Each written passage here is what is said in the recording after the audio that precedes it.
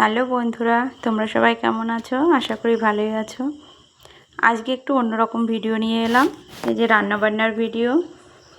তো একটু চিকেন খেতে ইচ্ছে করলো, ভাবলাম রান্না করি। আর একটু পাবদা মাছ নিয়ে এসছে, এই যে রান্না করছি। অনেক কদিন পরে আজকে একটু মনে হলো যে ভালো করে কষিয়ে রান্না করি। এই গরমে রান্না করতে তো একদমই ভালো লাগে না, তবুও করতে তো হবেই, কারণ খেতে তো হবে। এই গরমে অনেকেই হবে আর হয়তো নেগেটিভ কমেন্টস করবে যে এত স্পাইসি করে এই গরমে রান্না করছে, এত তেল মশলা খাওয়া ভালো নয়। কিন্তু একটা দিন খাওয়া যেতেই পারে, কেননা একটু ইচ্ছে করেছে, একটা দিন খেলে অতটা অসুবিধা হবে না। যাই হোক, এখানে ফুল ভিডিওটা দিইনি কোনো রান্নারই, পুরোটা রেডি করে তারপরে তোমাদের দেখাবো যে আমি কি কি রান্না করেছি। আজকে একটু রান্না বেশি, কেননা মাছ মাংস দুটোই রান্না করেছি।